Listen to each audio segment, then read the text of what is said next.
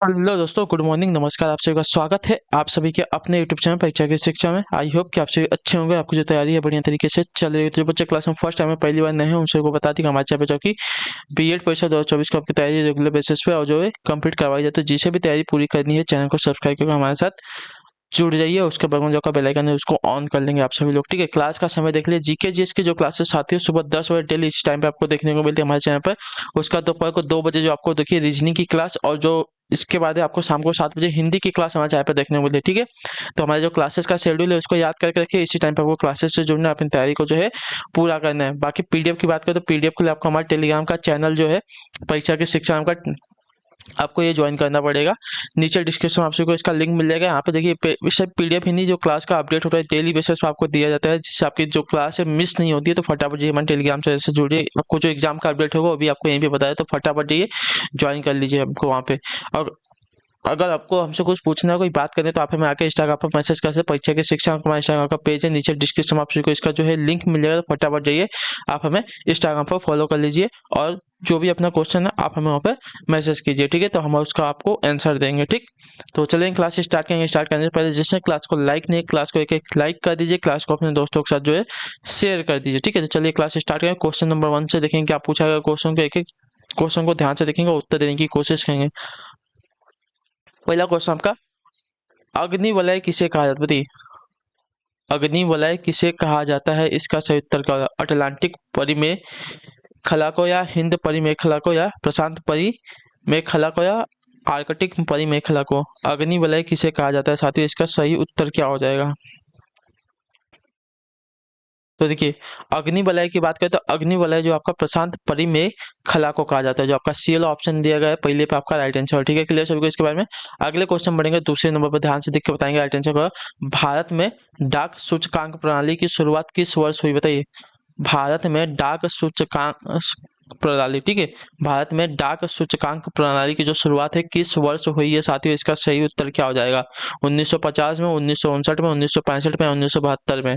तो डाक सूचकांक प्रणाली की शुरुआत जो भारत में हुई थी 1972 में हुई थी। जो आपका डी वाला विकल्प दिया गया है आपका सही उत्तर हो जाएगा ऑप्शन नंबर डी वाला, ठीक है। क्लियर सभी को इसका, क्लियर है, ठीक है। अगले क्वेश्चन बढ़ेंगे आपका, देखें तीसरे नंबर पे क्या दिया गया, ध्यान से देख के बताएंगे राइट आंसर का।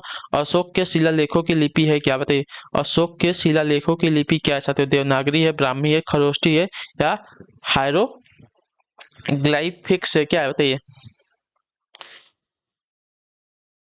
अशोक के शिलालेखों की जो लिपि है साथियों ब्राह्मी लिपि, इतने याद रखिए। बहुत ही इंपॉर्टेंट क्वेश्चन है, जो आपका बी वाला ऑप्शन देगा आपका यहाँ पे सही उत्तर हो जाएगा, ठीक है। क्लियर सभी को इसके बारे में। नेक्स्ट आपका देखिए चौथा नंबर है, ध्यान से देखिएगा, बताने की कोशिश कीजिएगा सही उत्तर का दिया गया आपका।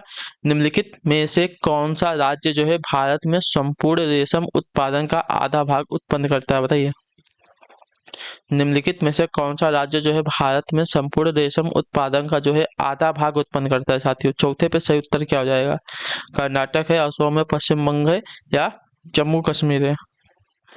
तो देखिए भारत में संपूर्ण रेशम उत्पादन का आधा भाग जो है उत्पन्न कौन सा राज्य करता है, तो आपका राइट आंसर हो जाएगा साथियों कर्नाटक राज्य, इतने याद रखिएगा, ठीक है। क्लियर सभी को। तो जो आपका ए वाला विकल्प देगा आपके यहाँ पर राइट आंसर हो जाएगा। भारत में जितना भी रेशम उत्पादन होता है उसका आधा जो उत्पादन करता है साथियों कर्नाटक अकेले ही करता है, ठीक है। अगले क्वेश्चन बढ़ेगा आपका 5वें नंबर पर, ध्यान से देखिएगा, उत्तर देने की कोशिश कीजिएगा। सही उत्तर क्या हो जाएगा। निम्नलिखित में से कौन सी जो है आपकी कायांतरित चट्टान है, बताइए। निम्नलिखित में से कौन सी आपकी जो है कायांतरित चट्टान है साथियों, इसका राइट आंसर क्या हो जाएगा। तो कायांतरित चट्टान जो है आपकी संगमरमर है, जो आपका सी वाला ऑप्शन दिया गया है 5वें पे आपका सही उत्तर हो जाएगा, ठीक है। क्लियर सभी को इसके बारे में। नेक्स्ट क्वेश्चन देखिए आपका छठा नंबर है, ध्यान से देखिएगा, बताने की कोशिश कीजिएगा राइट आंसर क्या हो जाएगा। आपका पूछा है आपका सिंधी को जो है किस संवैधानिक संशोधन द्वारा संविधान की 8वीं अनुसूची में शामिल किया गया था, बताइए। सिंधी को जो है किस संवैधानिक संशोधन द्वारा जो है संविधान की 8वीं अनुसूची में शामिल किया गया था। छठे पे सही उत्तर क्या हो जाएगा साथियों। तो आपका राइट आंसर साथियों 21वां संविधान संशोधन अधिनियम द्वारा, जो आपका दिया गया यहाँ पे ये वाला विकल्प आपका राइट आंसर हो जाएगा, ठीक है। क्लियर सभी को इसके बारे में। सिंधी को जो है आपका 21वां संवैधानिक संशोधन द्वारा जो है संविधान की 8वीं अनुसूची में शामिल किया गया था, ठीक है। क्लियर सभी को इसके बारे में पूछा जाता है आपको, ठीक। क्लियर है सभी को। अगले क्वेश्चन बढ़ेंगे आपका, देखेंगे 7वां नंबर ध्यान से देखिएगा, बताएंगे कोशिश कीजिएगा राइट आंसर का। विश्व के किस महाद्वीप में जो है विश्व के किस महाद्वीप में जो है आदिम जातियों की सर्वाधिक जनसंख्या पाई जाती है, बताइए। विश्व के किस महाद्वीप में जो है आदिम जातियों की सर्वाधिक जनसंख्या पाई जाती है साथियों, इसका सही उत्तर क्या हो जाएगा। तो आदिम जातियों की सर्वाधिक संख्या जो आपकी देखिए अफ्रीका महाद्वीप में पाई जाती है, इतने याद रखिएगा। जो आपका सी ऑप्शन दिएगा आपको यहाँ पे राइट आंसर, ठीक है, क्लियर है। नेक्स्ट क्वेश्चन देखते हैं, आपका 8वां नंबर है, प्रश्न बताएंगे राइट आंसर का। पृथ्वी के वायुमंडल का कितना प्रतिशत भाग जो है 29 किलोमीटर की ऊंचाई तक पाया जाता है, बताइए। इसका सही उत्तर क्या हो जाएगा। पृथ्वी के वायुमंडल का कितना प्रतिशत भाग, ठीक है, पृथ्वी के वायुमंडल की बात कर रहे हैं, इसका कितना प्रतिशत भाग जो है 29 किलोमीटर की ऊंचाई तक जो है पाया जाता है, इसका सही उत्तर क्या हो जाएगा साथियों। तो इसका राइट आंसर साथियों 97%, जो आपका दिया गया यहाँ पे डी वाला विकल्प आपका राइट आंसर, ठीक है। पृथ्वी के वायुमंडल का कितना, तो 97% भाग जो है आपका 29 किलोमीटर की ऊंचाई तक पाया जाता है, ठीक है, क्लियर सभी को इसके बारे में। अगले क्वेश्चन बढ़ेगा, ध्यान से देखेंगे, आपका 9वां नंबर है, उत्तर देने की कोशिश कीजिएगा राइट आंसर का। भारत में जूट का सर्वाधिक क्षेत्रफल क्या है, बताइए। भारत में जूट यानी कि जूट कहाँ पे सबसे ज्यादा उगाई जाती है, इसका राइट आंसर क्या हो जाए साथियों। तो इसका सही उत्तर हो जाए साथियों पश्चिम बंगाल राज्य में, जो आपका दिया गया यहाँ पे बी वाला विकल्प आपका राइट आंसर, ठीक है। भारत में जूट का सर्वाधिक क्षेत्रफल जो आपका पश्चिम बंग राज्य है, ठीक है। अगले क्वेश्चन बढ़ेगा आपका 11 नंबर, ध्यान से देखिए, उत्तर देने की कोशिश कीजिएगा राइट आंसर क्या हो जाए। साबित कदाचार या असमर्थता के आधार पर उच्च न्यायालय के न्यायाधीशों को पद से कौन हटा सकता है, बताइए। साबित कदाचार या असमर्थता के आधार पर उच्च न्यायालय के न्यायाधीशों को पद से कौन हटा सकता है। राष्ट्रपति, संसद, विधानमंडल के समावेदन पर राज्यपाल, संसद के समावेदन पर राष्ट्रपति, कौन, बताइए। तो आपका सही उत्तर संसद के समावेदन पर राष्ट्रपति जो है साबित कदाचार या असमर्थता के आधार पर उच्च न्यायालय के न्यायाधीश को उसके पद से हटा सकता है, इतना याद रखिएगा। तो जो आपका दिया गया टी वाला विकल्प आपका यहाँ पे राइट आंसर हो जाएगा, ठीक, क्लियर है। अगले क्वेश्चन बढ़ेंगे, आपका 11 नंबर पर बताइएगा सही उत्तर क्या हो जाएगा। निम्न में से कौन सा जैव निम्नीकरण है, बताइए। बताइए निम्न में से कौन सा जो आपका है जैव निम्नीकरणीय है साथियों, इसका सही उत्तर क्या हो जाएगा। कागज है, डीडीटी है, एल्युमिनियम है या प्लास्टिक है।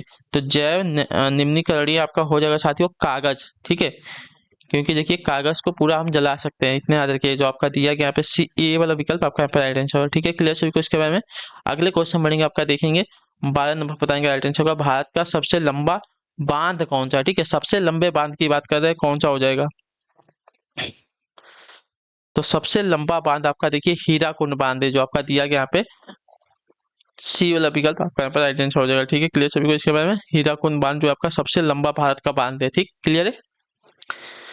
नेक्स्ट क्वेश्चन देखिए, तो बढ़ेंगे ध्यान से, आपका 13 नंबर है, उत्तर देने की कोशिश करेंगे आप सभी लोग। सही उत्तर क्या हो साथियों, दिया गया आपका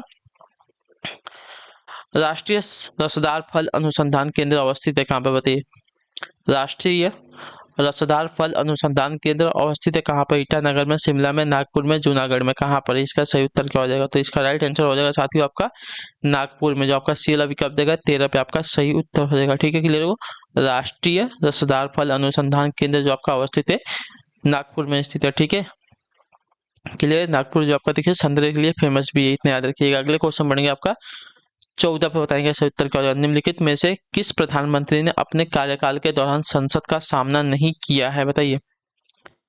निम्नलिखित में से किस प्रधानमंत्री ने अपने कार्यकाल के दौरान जो है संसद का सामना नहीं किया है साथियों, इसका सही उत्तर क्या हो जाएगा 14 पे। तो आपका राइट आंसर हो साथियों चौधरी चरण सिंह ने, जो आपका दिया गया यहाँ पे सी वाला विकल्प आपका यहाँ पे राइट आंसर, ठीक है। चौधरी चरण सिंह अपने कार्यकाल के दौरान जो है संसद का सामना नहीं किया इन्होंने,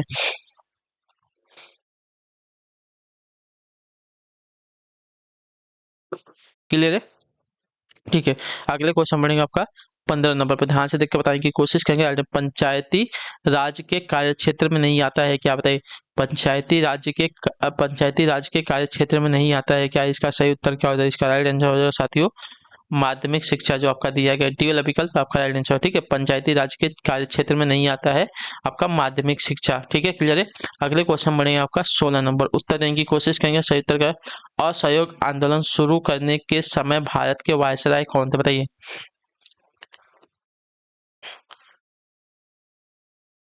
तो असहयोग आंदोलन शुरू करने के समय भारत के वायसराय जो आपके लॉर्ड चेम्सफोर्ड थे, ठीक है, जो आपका दिया गया यहाँ पे डी वाला विकल्प आपका यहाँ पे राइट आंसर, ठीक है। क्लियर सभी को इसके बारे में क्लियर है। असहयोग आंदोलन शुरू करने के समय भारत के वायसराय जो आपके लॉर्ड चेम्सफोर्ड थे, ठीक है। क्लियर है। अगला क्वेश्चन देखा जाएगा आपका 17 पे, बताएंगे राइट आंसर क्या है। मैंने अपना राज्य अपनी प्यारी बेगम के हाथों में एक प्याला शराब और एक प्याला शोरबे के लिए जो है बेच दिया है, यह किसकी उक्ति है, बताइए। मैंने अपना राज्य अपनी प्यारी बेगम के हाथों में एक प्याला शराब और एक प्याला शोरबे के लिए बेच दिया है, यह उक्ति जो है किसकी है साथियों। इसका सही उत्तर क्या हो जाएगा। तो ये जो युक्ति थी साथियों आपकी जहांगीर की थी, जो आपका दिया गया ए वाला विकल्प आपका यहाँ पर सही उत्तर हो जाएगा, ठीक है। क्लियर सभी को इसके बारे में। नेक्स्ट क्वेश्चन देखें आपका 18 नंबर पे, ध्यान से देखिएगा, बताएंगे कोशिश कीजिएगा आपका राइट आंसर क्या होगा, ठीक है। क्या दिया गया है पहले ध्यान से देखेंगे। वर्ष 1906 में बंबई में दलित वर्ग मिशन समाज की स्थापना किसने की थी, बताइए। वर्ष 1906 में बंबई में दलित वर्ग मिशन की स्थापना किसने की थी साथियों। 18 पे सही उत्तर क्या हो जाएगा। तो इसका राइट आंसर साथियों बी.आर. शिंदे ने, जो आपका दिया गया यहाँ पे ए वाला विकल्प आपका राइट आंसर, ठीक है। वर्ष 1906 में बंबई में दलित वर्ग मिशन समाज की स्थापना आपकी बी.आर. शिंदे ने की थी, ठीक है। क्लियर सभी को यहाँ तक। अगले क्वेश्चन बढ़ेगा आपका 19 नंबर है, ध्यान से देख के बताएंगे कोशिश कीजिएगा सही उत्तर क्या हो जाएगा। वह भारतीय राज्य जिसका वित्तीय लेन देन भारतीय रिजर्व बैंक के माध्यम से नहीं होता है, कौन सा, बताइए। वह भारतीय राज्य जिसका वित्तीय लेन देन जो है भारतीय रिजर्व बैंक के माध्यम से नहीं होता है, कौन सा है। सिक्किम है, गोवा है, अरुणाचल प्रदेश या जम्मू कश्मीर। इसका सही उत्तर क्या हो जाए साथियों। तो आपका राइट आंसर साथियों जम्मू एंड कश्मीर, जो आपका दिया गया यहाँ पर डी वाला विकल्प आपका राइट आंसर, ठीक है। जम्मू एंड कश्मीर का जो वित्तीय लेन देन होता है भारतीय रिजर्व बैंक के द्वारा नहीं होता है, ठीक है। इतने याद रखिएगा। अगले क्वेश्चन बढ़ेंगे आपका, देखेंगे 20 पे उत्तर देंगे राइट आंसर। गुरु नानक का जन्म 1469 ईस्वी में कहाँ हुआ था, बताइए। गुरु नानक का जो जन्म है 1469 ईस्वी में कहाँ हुआ था, बताइए। तो गुरु नानक जी का जो जन्म हुआ था साथियों आपका, देखिए, तलवंडी ननकाना में हुआ था, जो आपका दिया गया यहाँ पे ए वाला विकल्प आपका राइट आंसर होगा, ठीक है। 1469 ईस्वी में, ठीक है। क्लियर है सभी को इसके बारे में। अगले क्वेश्चन बढ़ेंगे आपका, देखें 21 पे, ध्यान से देखिएगा, बताने की कोशिश कीजिएगा। राइट आंसर वर्ष 1902 और 1903 में आरंभ में किया गया श्री नारायण धर्म परिपालम योगम आंदोलन के प्रणेता कौन था, बताइए।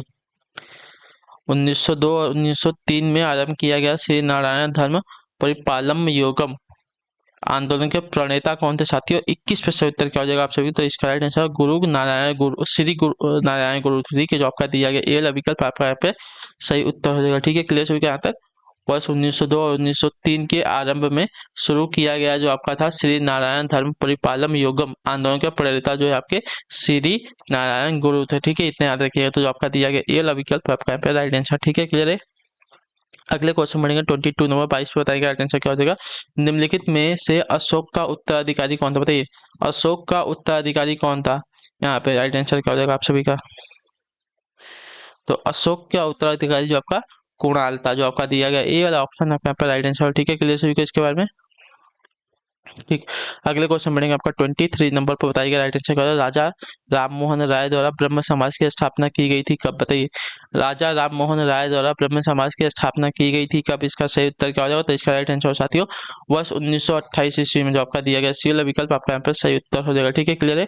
अगले क्वेश्चन बढ़ेगा आपका 24 पे, ध्यान से देखिएगा, उत्तर देने की कोशिश कीजिएगा। राइट आंसर क्या होगा। गांधी जी किस गोलमेज सम्मेलन में भाग लेने के लिए लंदन गए थे, बताइए। गांधी जी जो है किस गोलमेज सम्मेलन में भाग लेने के लिए लंदन गए थे, इसका सही उत्तर क्या हो जाएगा आप सभी का।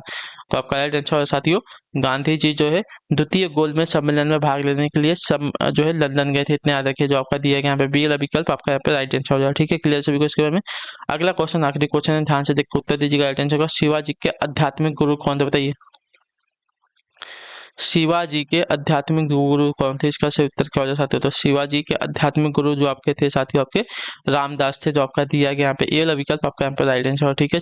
छत्रपति शिवाजी के आध्यात्मिक गुरु जो आपके गुरु रामदास थे, ठीक है। क्लियर है। तो इसी के साथ जो आपकी क्लास है आज की यहीं पे कंप्लीट होती है। आई होप कि आपकी जो क्लास है अच्छी लगी क्लास को लाइक करें, हमें पहली बार चैनल को सब्सक्राइब कर दीजिएगा और हमें जो है कमेंट करके जरूर बताइएगा आपको जो क्लास है साथियों कैसी लगे। तो हम आपसे मिलते हैं आपकी अगली क्लास में। दोपहर को 2 बजे रीजिंग वाली। तब तक के लिए टाटा बाय बाय, जय हिंद जय भारत। आपसे क्लास से जुड़ने के लिए बहुत बहुत ही धन्यवाद साथियों।